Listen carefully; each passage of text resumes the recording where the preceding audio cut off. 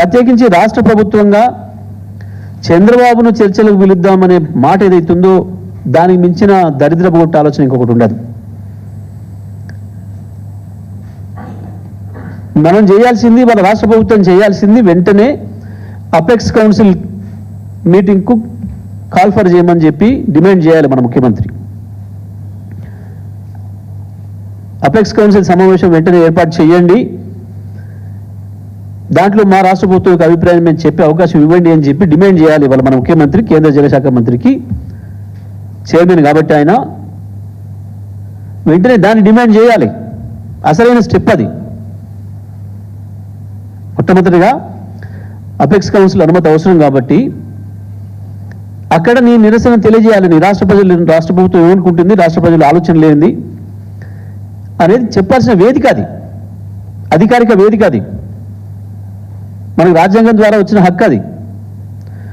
మీరు దాన్ని వినియోగించకుండా చంద్రబాబుతో చర్చలు చేస్తే ఇంకోటితో చర్చలు చేసడం అనేది అది ప్రజలకు ద్రోహం చేయడం అవుతుంది, తెలంగాణ ప్రయోజనాలకి నష్టం కలిగించడం అవుతుంది తప్ప ఇంకోటి కాదు.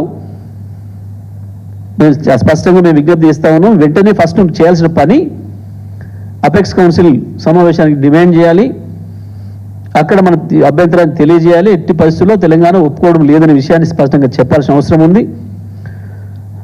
దానికి కావాల్సిన పద్ధతుల్లో మిగతా రాజకీయ పార్టీలన్నీ మద్దతు తీసుకోండి. ఇవాళ మొత్తం 16 మంది ఎంపీలు పోయి చెప్పండి. అవసరం ఉంటే రాజ్యసభ ఎంపీలు, పార్లమెంటు, లోక్సభ ఎంపీలు అందరూ కూడా కలిసిపోయి, కానీ ఇవి అన్నిటికంటే ముందు చేయాల్సింది మనకు ఒక స్టాచ్యుటరీ బాడీ ఉంది, అపెక్స్ కౌన్సిల్ అనేది ఉంది, అది అత్యుత్తమమైంది. అక్కడ మనం నిరసన చెప్పాల్సిన అవసరం ఉంది, మన అభిప్రాయం చెప్పాల్సిన అవసరం ఉంది. అది కాకుండా ఈడ ఒకరికొకరు నేపాలు వేసుకునే ప్రయత్నం. ఇందులోనే ఇంకొక విషయం కూడా గమనించాలి. ఒక వర్గం మీడియా చాలా పథకం ప్రకారం ఇది తెలంగాణ రాజకీయ పార్టీల మధ్యన పంచాయతీలాగా సృష్టించే ప్రయత్నం చేస్తూ ఉంది. కేవలం తెలంగాణ రాజకీయ పార్టీల వాళ్ళని పిలిచేసి చర్చలు పెట్టి మీరేం చేసిరంటే అని చెప్పి అనిపించి దీన్ని పూర్తిగా పక్కదారి పట్టించి వాళ్ళు వేసుకపోవడానికి కావాల్సిన వాతావరణం కల్పించడానికి ప్రయత్నం చేస్తూ ఉంది. దీని విషయంలో కూడా అన్ని పార్టీల రాజకీయ నాయకులు జాగ్రత్తగా ఉండాల్సిన అవసరం ఉంది. ఇది మన పంచాయతీ కాదు, ఇది మన బజార్ పంచాయతీ కాదు, ఇది బతుకుదూరు పంచాయతీ. అదేదో బ్యాంకులో 10 రూపాయల నోటు ఆడబడేసి 10 రూపాయలు ఊరగానే సుడికేసి వేసుకుపోయిన పద్ధతుల్లో ఇది కేవలం తెలంగాణలో కాంగ్రెస్, బీజేపీ, టీఆర్ఎస్ పంచాయతీలాగా, బీఆర్ఎస్ పంచాయతీలాగా సృష్టించి మీరు ఇది అనుకోండి మేము వేసుకుని పోతా ఉన్న పద్ధతుల్లో ఒక వర్గం మీడియా చాలా పథకం ప్రకారం చేస్తూ ఉంది. దీన్ని అందరూ కూడా గమనించుకోవాల్సిన అవసరం ఉంది. ఇది తెలంగాణ వాదుల మధ్యన పంచాయతీ కాదు, తెలంగాణ పార్టీల మధ్యన పంచాయతీ కాదు.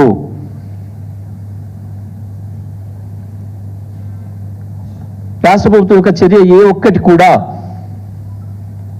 సరైన పదంలో, సరైన మార్గంలో కనిపించడం లేదు. వాస్తవానికి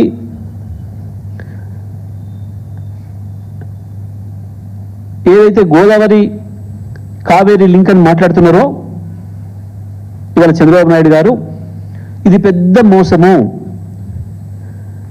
వాస్తవానికి ఎన్డబ్ల్యూడిఏ గతంలోనే ఏదైతే ఛత్తీస్గఢ్ ఒక 150 టీఎంసీల నీళ్లు వాడుకోవడం లేదో గోదావరిలో, ఈ నీళ్లను కావేరీకి తీసుకుపోతాం అని చెప్పి ప్రతిపాదన పెట్టిందో, ఆ తర్వాత ఛత్తీస్గఢ్ ప్రభుత్వం కూడా మేల్కొని వెంటనే మా 150 టీఎంసీలు మేము వాడుకుంటున్నాం, ఇక మేము ఇవి ప్రాజెక్టులు కడుతున్నామని చెప్పి ప్రతిపాదనలు పెట్టి, చుక్క కూడా ఇక్కడ నీళ్లు లేవు, దీని మీద ఆధారపడి మీరు ఏదో గోదావరి కావేరీ కలుపుతుంటే మేము ఒప్పుకోము అని చెప్పి చాలా స్పష్టంగా చెప్పింది. ఇక దాని తర్వాత గోదావరి కావేరీ లింక్ చర్చనే లేదు, అది ముగిసిన అధ్యాయము. లేని దాన్ని ఉన్నట్టు చూపించే ఒక ప్రయత్నం, కుటిల ప్రయత్నం చంద్రబాబు నాయుడు గారు చేస్తున్నాడు. ఆ మాయలో మనం పడొద్దు, తెలంగాణ రాజకీయ పార్టీలు ఎవరు కూడా ఆ మాయలో పడొద్దు. బీజేపీ నాయకులు కూడా, కేంద్ర మంత్రి స్థాయిలో ఉన్న కూడా అవగాహన పెంచుకొని మాట్లాడితే మంచిది. జరుగుతున్న కుట్ర ఏందో తెలుసుకునే ప్రయత్నం చేస్తే మంచిది. ప్రతి క్షణం చిల్లర రాజకీయ మాటలే వద్దు.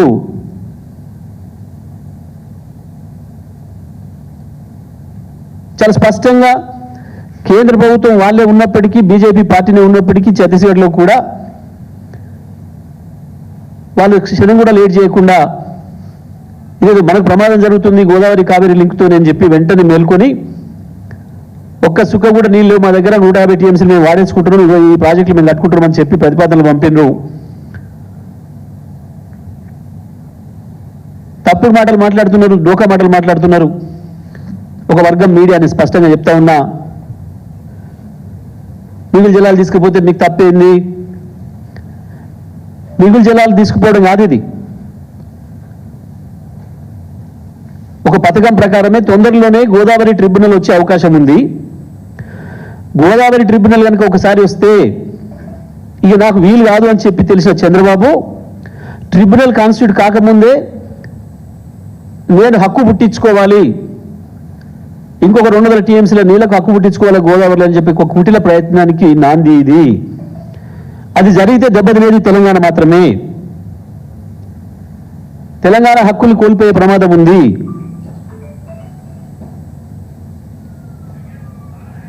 మిగులు నీళ్లతో కాదు, మిగులు లేవు అక్కడ. కానీ ఒక పథకం ప్రకారమే తప్పు ప్రచారం చేస్తూ తెలంగాణ ప్రజల్ని మోసం చేస్తూ మిగులు జలాలను వాడుకుంటే తప్ప, సముద్రంలో పోయే నీళ్ళను వాడుకుంటే తప్ప అని మాట్లాడుతున్న మాటలు ప్రజల్ని మోసం చేసే మాటలు, ముబ్బె పెట్టే మాటలు తప్ప నిజం కాదు.